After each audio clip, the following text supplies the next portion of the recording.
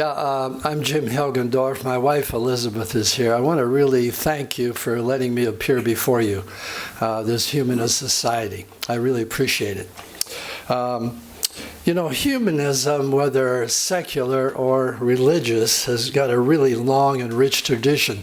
I go up and I was reading on the Humanist Association site, and I came across an article which really interested me. It had some basic ideas that are really held in common by both religious and secular humanists. And a few of these points read as follows. 1, humanism is a philosophy of reason and science in the pursuit of knowledge. Therefore, when it comes to the question of the most valid means for acquiring knowledge of the world, humanists reject arbitrary faith, authority, revelation, and altered states of consciousness. Number 2, humanism is a philosophy for the here and now. 3, humanism is a philosophy of compassion. Number 4, humanism is a philosophy of imagination. I like that. Humanists recognize that intuitive feelings, hunches, speculations, flashes of inspiration, emotion, and even religious experience, while not valid means to acquire knowledge, remain useful sources of ideas that can lead us to new ways of looking at the world. I agree wholeheartedly with these tenets. And I'd like to make especially these points of science, reason, and imagination kind of the center of my talk today. Just a brief background. As was said, my wife Elizabeth and I have been practicing Buddhism for 43 years now with the Soka Gakkai International, which is the largest Buddhist lay organization now in the world. It's in 192 countries, roughly 12 million members, a movement for peace, education, culture, and it's a philosophy that's based upon the sanctity of all life as expressed in the Lotus Sutra, which is a teaching of the historical Buddha, and the chanting of Nam-myoho Renge Kyo. The title of the sutra as a way of summoning forth this unlimited life force and potential every human being possesses, everyone. The Soka Gakkai is a relative newcomer on the world stage. It began in 1930 with two great Japanese educators, Tsunesaburo Makaguchi, who became the first president, and Josei Toda, who was the second president. And during the Second World War, both of these men were imprisoned by the Japanese military authority. There was really this thing between the military government and Shinto religion, which they put enormous pressure upon all religious groups to conform to them and to the military government and to the war. And Makaguchi and Toda utterly resisted. They went to prison as thought criminals. And the first president, Makaguchi, died there in prison. Under the 13 years after the end of the war, under the leadership of Toda, the Soka Gakkai grew to about 780,000 households in Japan. And it's since expanded to its present membership under the leadership of the third president, Daisaku Ikeda. He's a peace builder, prolific writer, poet, educator, founder of a number of cultural, educational, and peace research institutes around the world. And just one curious thing, he never was able to attend college himself because of the war, but he's been awarded over 350 honorary doctorates and degrees from universities and colleges around the world, which is a record. That said, I'm not going to belabor you with a lot of Buddhist concepts this afternoon. I'd like to bring together some ideas from really different sources that have helped me kind of shaken up my way of thinking and let me look at things a little differently. I'd like to start by introducing you to a few passages from a small book I came across. It's called Civilization on Trial by the great English historian Arnold Toynbee. It was published back in 1947. Toynbee writes, quote, "What will be singled out as the salient event of our time by future historians centuries hence, looking back on the first half of the 20th century and trying to see its activities and experiences in that just proportion which the time perspective sometimes reveals.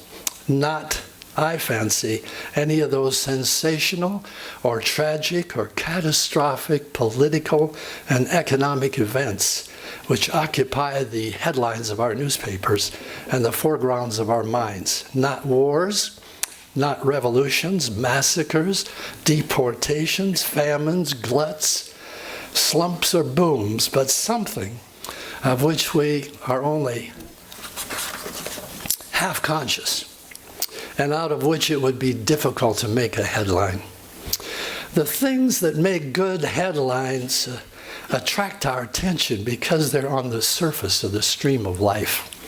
And they detract our attention from the slower, impalpable, imponderable movements that work below the surface and penetrate to the depths.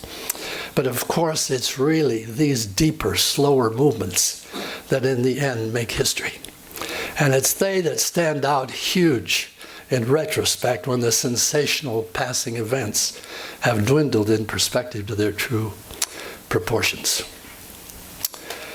He goes on, future historians will, I think, say that the great event of the 20th century was the impact of the Western civilization upon all the other living societies of that day. They will say that this impact was so powerful and so pervasive that it turned the lives of all its victims upside down and inside out, affecting the behavior, outlook, feelings, and beliefs of individual men, women, and children in an intimate way, touching chords in human souls that are not touched by the mere external material forces, however ponderous and terrifying.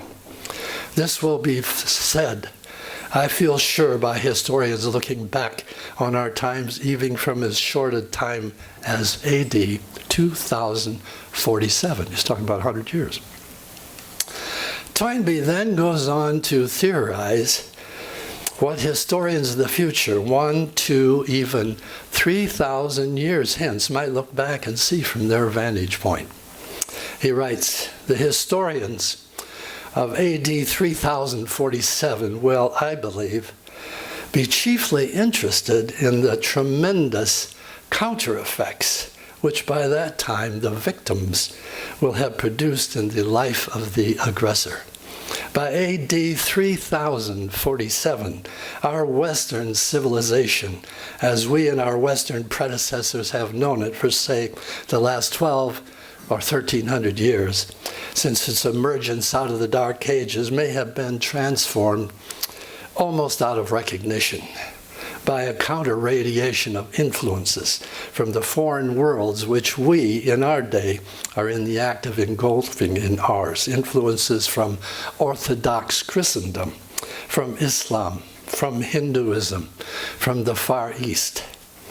By AD 4047, the distinction which looms large today between the Western civilization as an aggressor and the other civilizations as its victims will probably seem unimportant. When radiation has been followed by counter-radiation of influences, what will stand out will be a single great experience common to the whole of mankind, the experience of having one's parochial social heritage battered to bits by collision with the parochial heritages of other civilizations, and finding then a new life, a new common life, springing up out of the wreckage. The historians of AD 4047 will say that the impact of the Western civilization on its contemporaries in the second half of the second millennium of the Christian era was the epoch-making event of that age, because it was the first step toward the unification of mankind into one single society. By that time, the unity of mankind will perhaps come to seem a fundamental condition of human life, just part of the order of nature. And it may need quite an effort of imagination on their part to recall the parochial outlook of the pioneers of civilization during the first 6,000 years or so of its existence. And the historians of AD 5047, the historians of AD 5047 will say, I fancy, that the importance of this social unification of mankind was not to be found in the field of technology and economics, and not in the field of war and politics, but in the field of religion, end quote. It's interesting to see how much Toynbee's scenario seems to kind of be playing out a little rapidly than he foresaw. Even these old identities of ourselves are really being broken down, ground down. You see it everywhere. In the Middle East, Christians, Jews, Muslims in conflict, Sunni Muslims, Shiite Muslims murdering each other, Protestants and Catholics in Ireland, Russians fighting Ukrainians, refugees flooding into Europe, and so on and so on. It's a question of, to me, identity. We don't have an identity big enough at this time to embrace every single individual on the face of the planet. Who are we really? Now, let me say, first of all, that Toynbee talks about religion. For me, religion really denotes a way of perceiving and shaping reality. Atheism, to me, is as much a religion as Catholicism. Each structures the way we perceive ourselves and allows others and our relationships to the stars, and this has consequences. For as we believe, so do we act, and as we act, so do we create our destinies. And the happiness or unhappiness, not only of ourselves, but of the world. A few months ago, I had a brief conversation with a woman who held no, quote, religious beliefs at all, and she didn't want to hear anything whatsoever to do with religion, this word. She kept telling me quite strident tones. Don't you know, over the past 400 years, science has gotten rid of all that. Of course, by all that, she meant some of the institutionalized dogma and authoritarianism, myth-making that's characterized our major religions over the past few thousand years.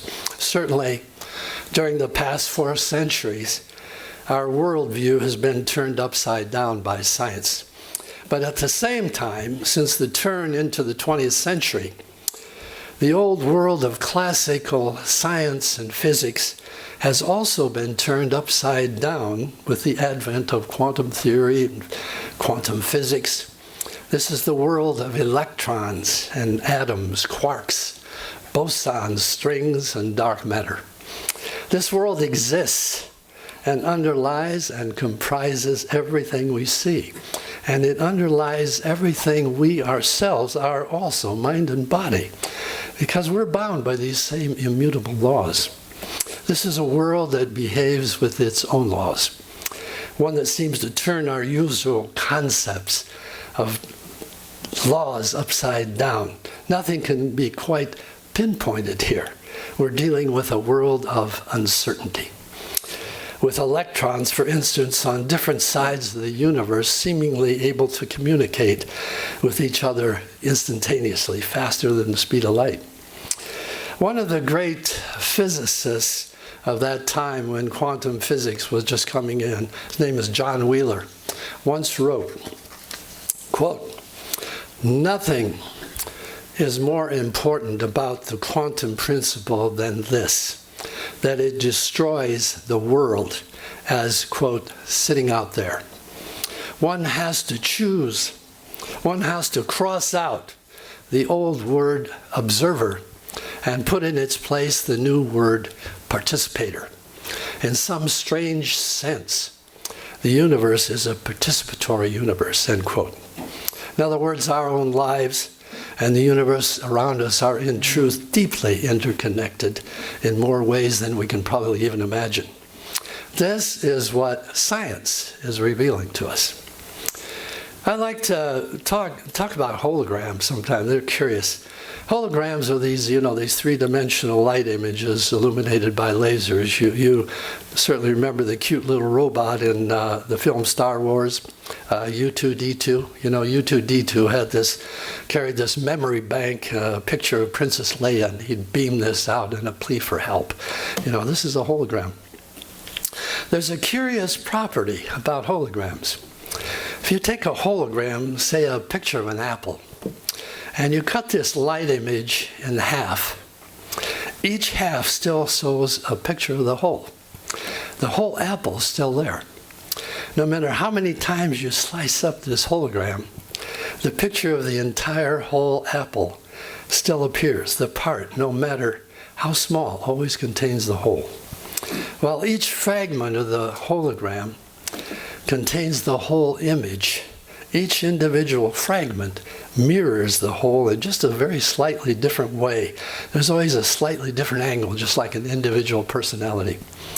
Holograms, I think about them perhaps reflect the truth about our lives. In some amazing way, each of us contains and reflects the entire universe. Our life is separate, and yet it's the whole. Can you imagine 7 billion separate lives on this planet, and the reality being that each one of us contains the universe itself, that we have the power, innate and undiscovered within us, at each moment to influence the creation of everything around us, including the universe as a whole. In The Power of Myth, the great dialogue with Bill Moyers that Joseph Campbell, I'm sure you know of him, this great writer and mythologist, he stated, quote, "There's a definition of God that has been repeated by many philosophers. God is an intelligible sphere whose center is everywhere and whose circumference is nowhere. And the center is right where you're sitting. And the other one is right where I'm sitting. And each one of us is a manifestation of that mystery," end quote. There's Arnold Toynbee, again, he had an essay on Einstein's theory of relativity called Frontiers of Speculation, and he wrote, "The theory of relativity has made us aware that an astronomer observing motions in the physical universe is something more than a mere observer. He's an actor as well, for his observation produces an effect not only in his own mind, but on its object. The mutual relations and relative speeds of the heavenly bodies change when these come under the eye of an observer perched on any one of them. In fact, the observer is not only an actor, he's an actor who plays a creative part in the drama of which he's a spectator. The physical universe has no center and no fixed points." And he says, if the discovery of relativity has slightly re-enhanced our estimate of man's significance in the physical universe, the discovery of the subconscious abyss of the human psyche has revealed that in the psychic realm, a single human being is a universe in himself, end quote. In the 13th century, Nichiren, whose life and writings, along with the Lotus Sutra, are the foundation of the Soka Gakkai, wrote, quote, "Ultimately, all phenomena are contained within one's life, down to the last particle of dust. The 9 mountains and the 8 seas are encompassed in one's body, and the sun, moon, and myriad stars are found in one's life. We, however, are like a blind person who is incapable of seeing the images reflected in a mirror," end quote. Many of you, I think, may be familiar with the work of Elizabeth Kubler-Ross. I bring this in just briefly, kind of to lead into something else, but Kubler-Ross was really one of the great researchers on death and dying. She was a professor of psychiatry at the University of Chicago, and over the years, it was like she dealt with roughly 20,000 patients, terminally ill patients. and encountered many patients who apparently died and then revived and came back to tell of their near-death experiences. After they leave, she wrote, recounting their experiences, they go toward a light, through a tunnel, over a bridge or river. After they've passed over, then comes what a Christian would call hell. There's no God who condemns you, but you're forced to review your own life. It's like watching a television screen, and your whole life is passed in front of you. You see everything you've ever done and thought. So it's not a God who condemns you, but you condemn yourself, end quote. These stories talk of meeting a light. In connection with this, I'd like to read some passages from the last part of Leo Tolstoy's great novella, The Death of Ivan Ilyich. This story follows an official in the Russian government, Ivan Ilyich, who leads a rather normal life, family, career, struggles of everyday life, occupying his life and time. And suddenly, in his mid-40s, he comes down with a strange and progressively fatal disease.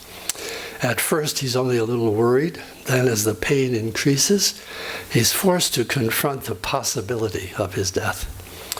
The reality of his own approaching death becomes unbearable and overwhelming.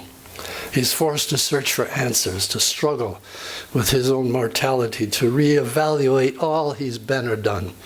It's only during these last few moments of his life, on his deathbed, that he finds some answers.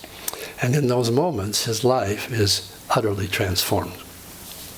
Tolstoy writes, "For 3 straight days, during which time did not exist for him, he struggled in that black sack into which he was being thrust by an unseen, irresistible force.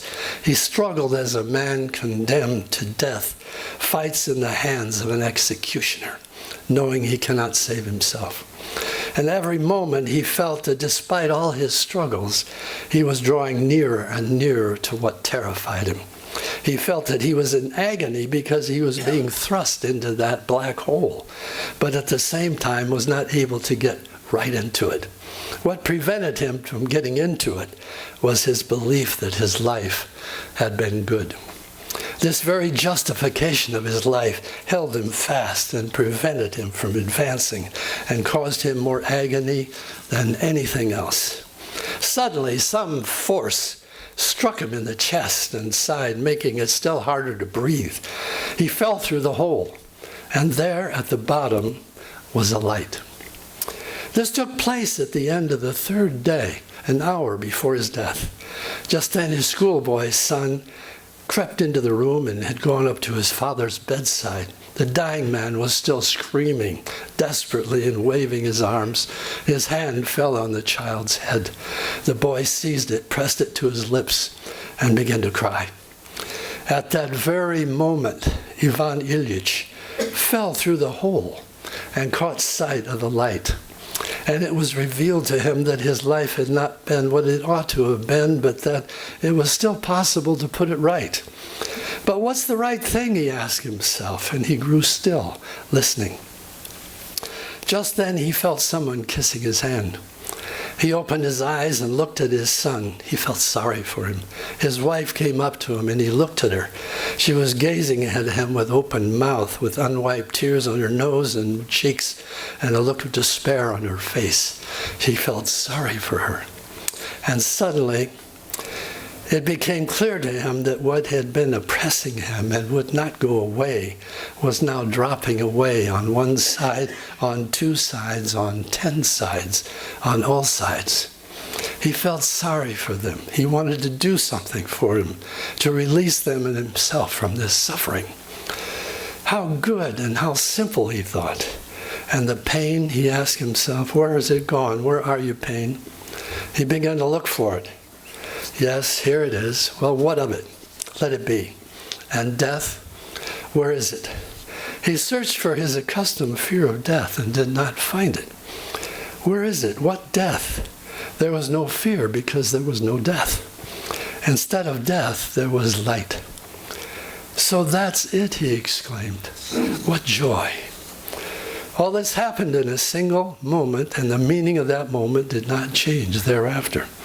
For those present, his agony continued another 2 hours. Something rattled in his throat, and his emaciated body twitched. Then the gasping and rattle became less frequent. "It's all over," someone said near him. He heard the words and repeated them in his soul. "Death is over," he said to himself. "It's no more." He drew in a breath, stopped in the middle of it, stretched out, and died. End quote. It's an amazing story. But with the meeting of this light, a new dimension unfolds within the mind and soul of Ivan Ilyich, one filled with deep compassion and a sense of the eternity of life. This moving, fictionalized account is very similar to the actual experiences recounted by those who've gone through near-death experiences and encountered with this light, with this sense of extraordinary compassion emanating from it. What is this light? Some feel it's a religious figure like Christ or Buddha, but in his book, Life at Death, a scientific investigation of the near-death experience, Dr. Kenneth Ring, another very great researcher into death and dying, examined in detail the stories of many people who had near-death experiences and was able to show that religion is no more a factor in the near-death experience than race or age. He also stated the conclusions his investigations had led him to: the objective detachment from the body, sense of a different dimension of space and time. The travel down a dark space or tunnel were indications for Dr. Ring of a dramatic shift in consciousness. But his most astonishing conclusion, I think, is as follows. He writes, quote, "The next phenomenon that manifests itself is, of course, the brilliant golden light, which is sometimes seen at the end of the tunnel and at other times appears independent of a tunnel experience.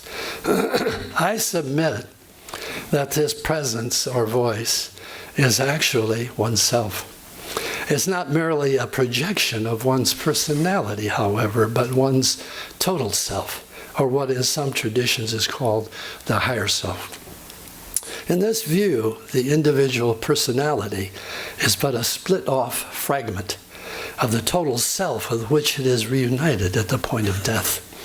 During ordinary life, the individual personality functions in a seemingly autonomous way, as though it were a separate entity. In fact, however, it's invisibly tied to the larger self-structure of what it's a part. What has this to do with the light? The answer is, or so I would say, that this higher self is so awesome, so overwhelming, so loving, and unconditionally accepting like an all-forgiving mother, and so foreign to one's individualized consciousness that one perceives it as separate from oneself, as unmistakably other.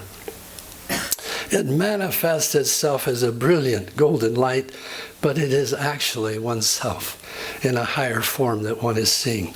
It's as though the individual, being thoroughly identified with his own limited personality, asks, "What's that beautiful light over there?"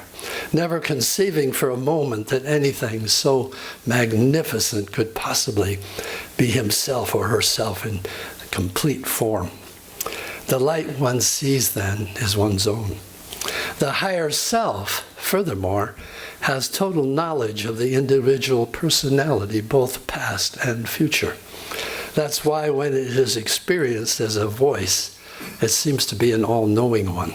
That's why it can initiate a life review, and in addition provide a preview of the individual's life events. At this level, information is stored holographically, hologram again, and experienced holographically, simultaneously or nearly so, end quote. In the Buddhism of the Soka Gakkai, which is based upon the teaching of the Lotus Sutra, this higher self is called Nam-myoho Renge Kyo, or the Buddha nature, the essence of our own life and of everything else in the universe. You may call it by something else. Whatever you name it, this deepest common core identity is what we need to awaken to and activate if our world is going to overcome these divisions and wars we've experienced repeatedly since time immemorial and move into a new and different dimension of living and being, of finding, as Arnold Toynbee wrote, a new common life springing out of the wreckage around us. And switching a little, amid all the wreckage we observe around us in this fast shifting world, I'd like to add a few thoughts about individual happiness, which I think about too. What is happiness? You ask 1,000 people, and we probably get 1,000 different shades of answers. Everyone wants it, yet even when we finally think we have it, it changes shape and eludes us and morphs into something else. It's like life itself, which is always changing. Happiness for many means the dream job, or perhaps the freedom to have no job at all. The dream boy or girlfriend, a lot of money in the bank, vacations to exciting places, perfect health, and the list goes on and on. Yet I've known many people who have attained these and still find their happiness incomplete, and in many cases even complicated because of the attainment of these desires. Health, wealth, intelligence, we envy these qualities. Yet I know a young man who works at my local grocery store who is retarded to quite a degree. The store makes a policy of really hiring disadvantaged when it can. And this young man's whole being radiates joy. He greets everyone with a genuine, concerned smile. He looks consistently happy. One core problem is that we're always looking for the answer to our happiness outside ourselves. The great German philosopher Arthur Schopenhauer once wrote, quote, "It's difficult to find happiness within oneself, but it's impossible to find it anywhere else," end quote. Even if we gain what we're seeking, if we're not already happy and strong inside, our happiness can shift and even disappear in an instant. A boyfriend can run away with another girl, the investment stocks we hold can crash, our health can take a turn for the worse. Then where are we? What is our happiness? Happiness is not normally what people would look for or expect. It's something beyond the foul and fair weather we experience day to day. It's an invincible state of life, and it's knowing who you really are. There's a short quote from Henri Bergson, the great French philosopher, Nobel Prize laureate, and author of Creative Evolution, which I love. It goes very briefly, quote, "The universe is a machine for the making of gods," end quote. If we but look at it, maybe in its proper perspective, life in all its manifestations, in all its ups and downs, is trying to build an indefinable something in our lives. It's a state of life, of joy. Friedrich Nietzsche, the great German philosopher, many of you might know his famous statement, "God is dead," once described this as amor fati, love of one's fate. Nietzsche wrote, quote, "My formula for greatness in a human being is amor fati, that one wants nothing to be different, not forward, not backward, not in all eternity, not merely bear what is necessary, but love it," end quote. And again, coming back, Joseph Campbell commented on this. He said, quote, "Nietzsche was the one who did the job for me. At a certain moment in his life, the idea came to him of what he called the love of your fate. Whatever your fate is, whatever the hell happens, you say, this is what I need. It may look like a wreck, but go at it as though it were an opportunity, a challenge. If you bring love to that moment, not discouragement, you'll find the strength is there. Any disaster you can survive is an improvement in your character, your stature, and your life. What a privilege. This is when the spontaneity of your own nature will have a chance to flow. Then when looking back at your life, you will see that the moments which seemed to be great failures followed by wreckage were the incidents that shaped the life you have now. You'll see that this is really true. Nothing can happen to you that is not positive. Even though it looks and feels at the moment like a negative crisis, it's not. The crisis throws you back, and when you're required to exhibit strength, it comes, end quote. The first president of the Soka Gakkai, Sunesaburo Makaguchi, once remarked, quote, "What's the purpose of life? If one were to express this in just a word, it would have to be happiness," end quote. Josei Toda, the second president, once spoke of happiness in this way, quote, "I'd like to say a few words about happiness. There are two kinds of happiness, absolute happiness and relative happiness. Relative happiness means that your everyday wishes are fulfilled one by one. For instance, to have 1,000,000 yen, a wonderful spouse, fine children, a nice house or clothes, and so on. Such happiness is not of great consequence. Yet everyone is convinced that this is what being happy is all about. What then is absolute happiness? Absolute happiness means that being alive and here itself is a joy," end quote. The Buddhism of the Soka Gakkai is about gradually, day by day, working to develop such a state of life. We call it Buddhahood. In ending, I'd just like to read a short passage from one of my books. This passage is called, "What is True Accomplishment?" What is true accomplishment? We can attain great social status. We can be a movie star out in front of all the others. We can be a president of this, a president of that. We can graduate from a great university. We can be on a championship sports team. We can make a lot of money. We can live in a mansion. We can be a news anchor on television. We can be a professor. We can write a book. We can make a movie. We can donate millions to charity. We can travel the world. We can be a shipping magnate. We can even rule a country. These are available to a few. And still, what is real accomplishment? To feel more for others, to challenge our own darkness, to surmount the problem, whatever it may be, to smile more, to have hope, to feel joy, joy that is beyond pain or suffering, growing stronger each day, to appreciate all of life, to appreciate our own life, meager though it may seem, constricted though it may seem, common though it may seem, to appreciate others, to find in our enemies the springboard for our own growth, to realize the vastness of life, to find the stars and the sun and the moon in our own blood and marrow, to never be defeated, to challenge the mountains and valleys in our life to come through, to always have faith,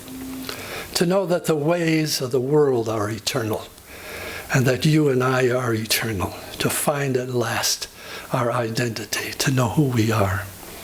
These are accessible to everyone. These are true accomplishments. Thanks so much for your time.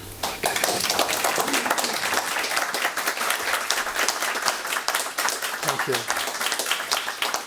I guess I just mentioned I have, 7 of my books are here. If you'd like to pick up one, they're $14. My wife here will help you.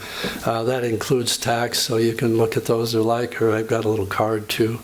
And I think we're supposed to have some questions, huh? Yeah, this is the question and answer period. Remember, I will try to keep track. You put your hand up, I will bring the mic to you. I'll keep track of when hands go up. I'm not always perfect at it. If you don't have any questions, that's great. Yeah. In the meantime, remember to hold it by this thing here and point it to your mouth. Anybody have any questions? Wow. Surely somebody has a question.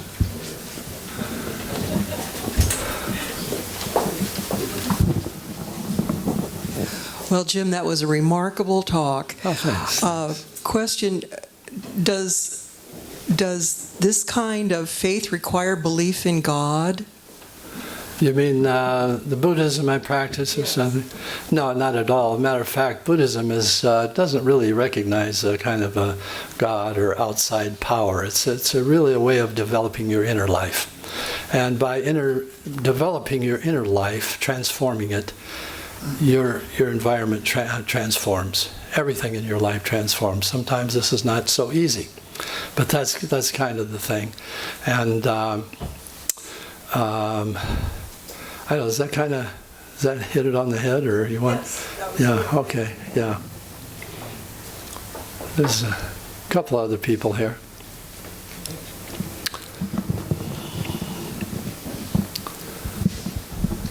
Hi, I'm curious, my name is Midge, and I'm curious about different kinds of Buddhism, because I happened to speak to a Buddhist monk recently, and he was explaining to me, he was a Tibetan monk, that there were 6 levels after death, leading from sort of a heaven to hell.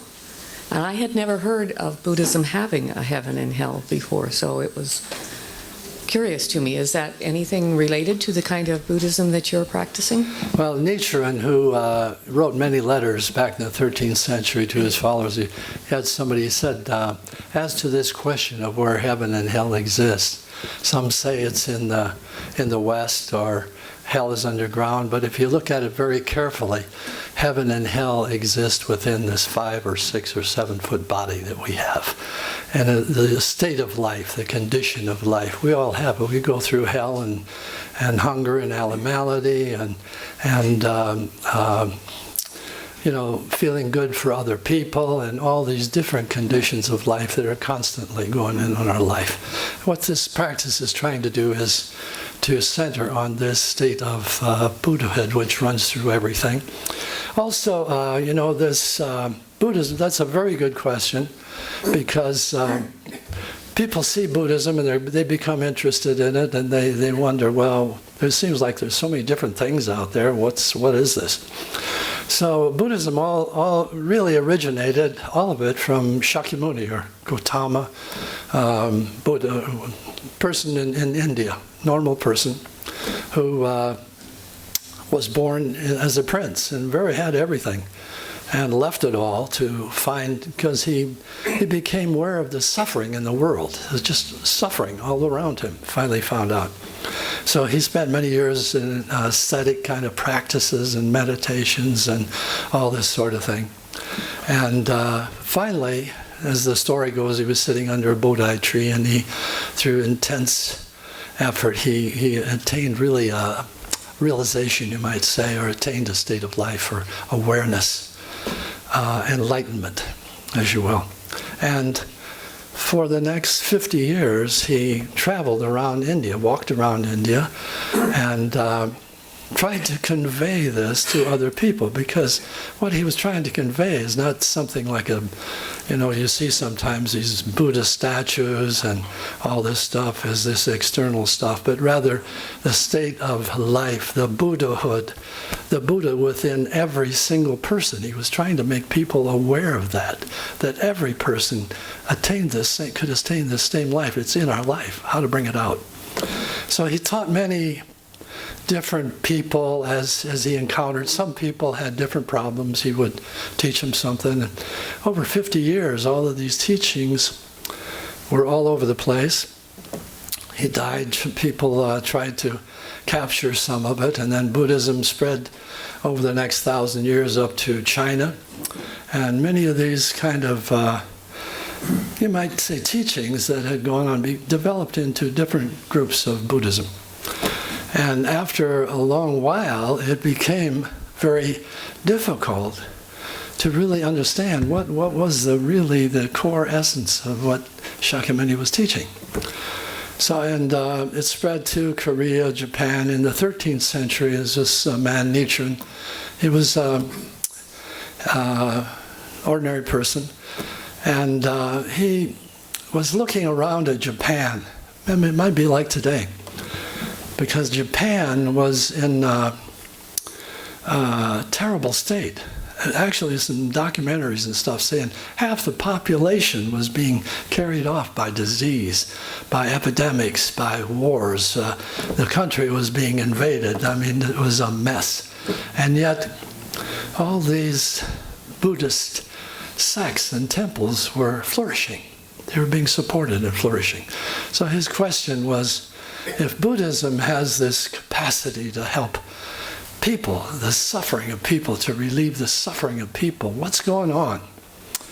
So he spent 20 years really researching everything he could ever find about the sutras, teachings from every place. And eventually, you might say, resurrected the very core or essence of Buddhism, which had been done a couple times before, once in China by a man named Chentai, who focused on the Lotus Sutra. And so did Nichiren. And he began teaching just the simple chanting of Nam Myoho Renge Kyo, the title of the sutra, as a way of connecting with the intent of that sutra, which is to bring everybody to an amazing state of life. Slowly, gradually, whatever.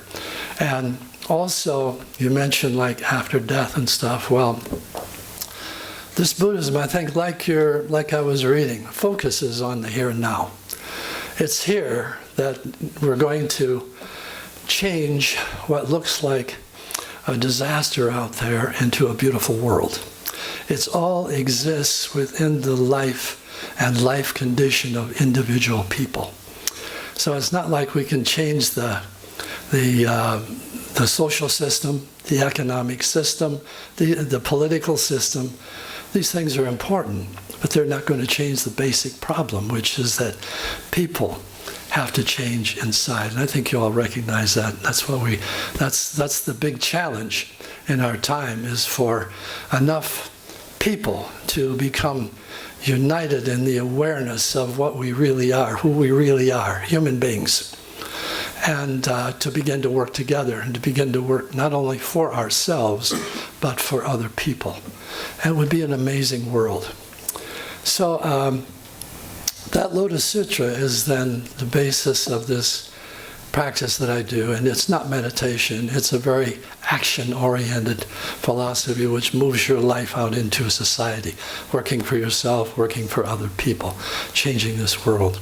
I don't go on anymore, I think. Does that answer your question a little there? Okay, I hope so. This is a trivial question. I like it. Is the act of chanting an essential part of the practice of your Buddhism? I mean, do Buddhists have to go around doing their chanting every day? Yeah, that's what we do. You don't have to, but that's the way things happen. I myself, I started Los Angeles. My wife and I were kind of in a strange place. I don't know if we had any future, but we had just moved to LA, and I was walking along the street one night, and a girl pulled up in a car and rolled down the window, and she said, would you like to go to a Buddhist meeting? And I said, no way. Because I've been through a lot of different stuff too. I was raised Catholic and just experimented with some other things. But she was persistent, and I went there, and there were about 60 people, and they were chanting. And actually, I walked out. I thought, this is really weird. And they were chanting to a scroll, a piece of paper. And so I left, and this girl came out, and she wouldn't let me go. It was a very, very something else. But I couldn't find my shoes among all the people that were there, so I figured, well, I'll go in. So I listened after that. They were through. They gave some experiences. And what really kind of hooked me, at least, people do different things, but these people in their experiences were talking about such down-to-earth things like getting healthier, overcoming a health problem, getting a better job, getting a better career, making their relationships better, their husband, wife, or their job, their boss. It was so down to earth that I thought, this is interesting because it's obviously,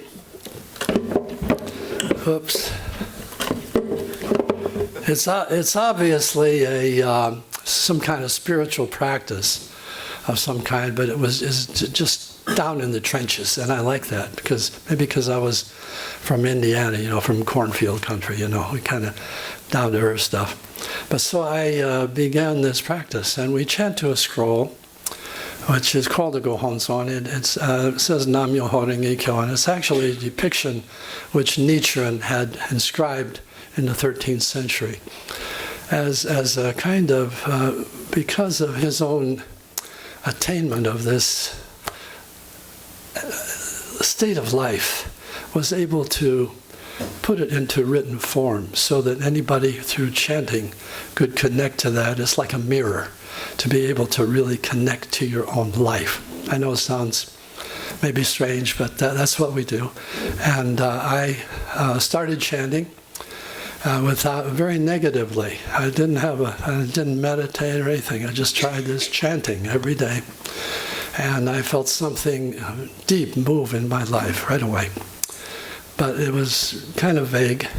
Then after about 3 months, I suddenly noticed, I had asthma quite bad a lot of times, most of my life. Had a huge attack when I went to LA.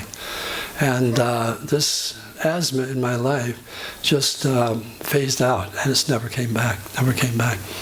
Then I could tell you many stories. My wife and I, our marriage, been married 44 years, I guess, and but it's constantly working on yourself. But through this practice, it enables you to see yourself, and it allows you, you might say, to connect with your happiness. It's like getting into the orbit of your happiness, so that you're on this path of limitless, endless development. And today I feel like I'm just starting, because I don't know what, I look back a year and I didn't know anything about my life, so it's constant development. That's kind of what it is, yeah. There's somebody else here, I think. Could you say that you've talked quite a lot about the personal life, personal development, awareness, and happiness at the personal level. Could you talk a bit about the relationship to the civil government, the political world, which has such a tremendous influence over the lives of all of us, and wherever it is? And a second question: what do you chant? Okay. Well, if you're talking about this own practice that I do, it's not about going up onto a mountain somewhere and secluding yourself from society. I think one of the reasons that Buddhism kind of died out in India for quite a while was that it became like a monastic kind of practice. It was removed from society. And that's kind of the way it is a lot of some places too. But actually, it's nobody is told what to do or what to think or how to live our lives, but rather each individual becoming more aware not only of their self, but growing into a larger type of life or vision that encompasses other people, becoming more and more aware of that, and you got to do something.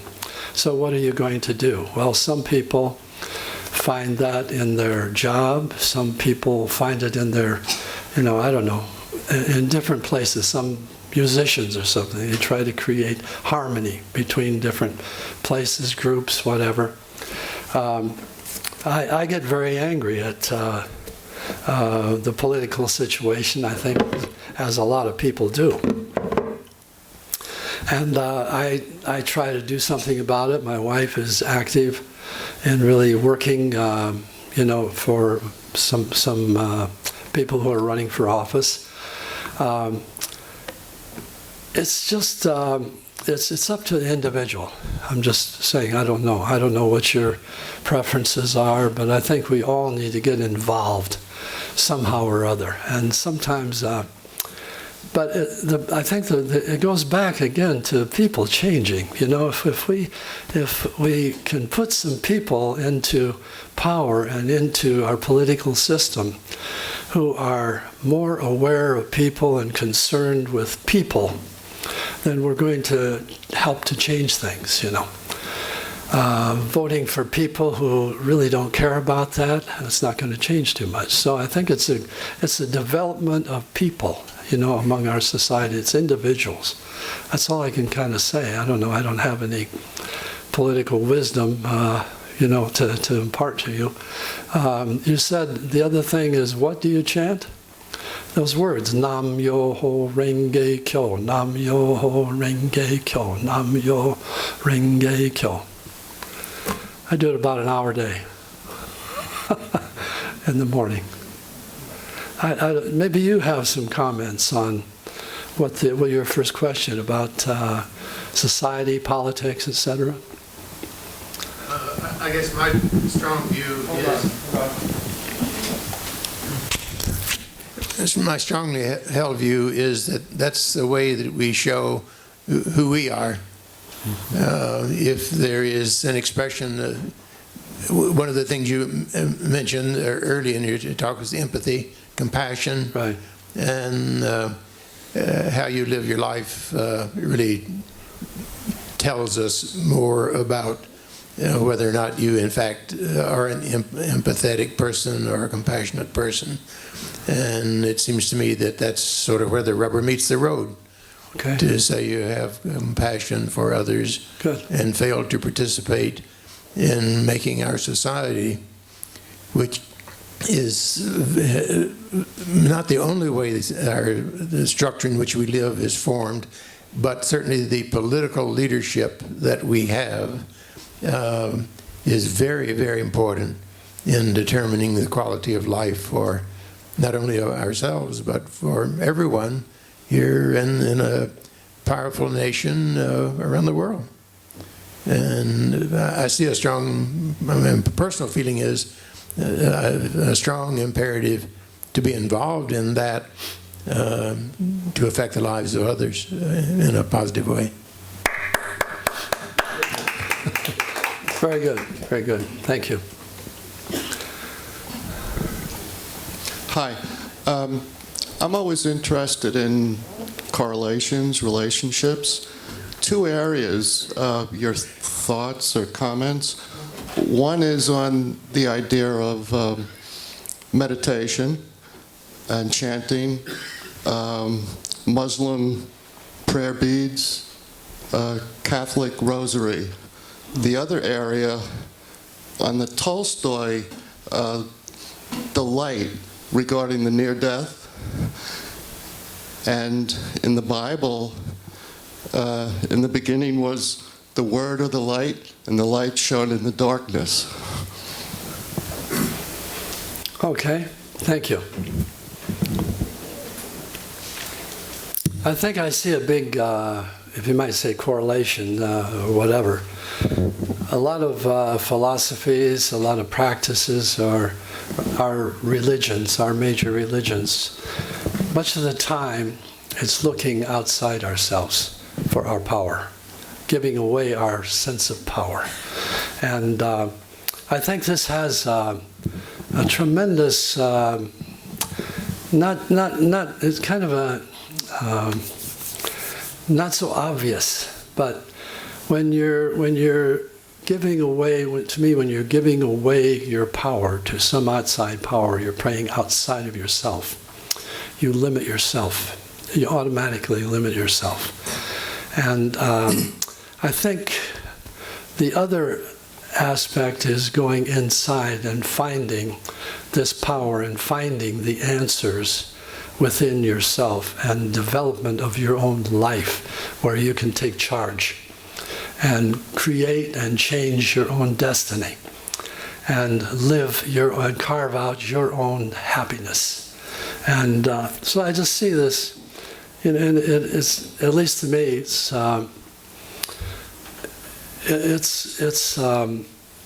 evident that some of our major religions, many of the people were looking outside. We're looking outside. We're looking for the answers outside, and I like to see the opposite happen: self-empowerment. Because I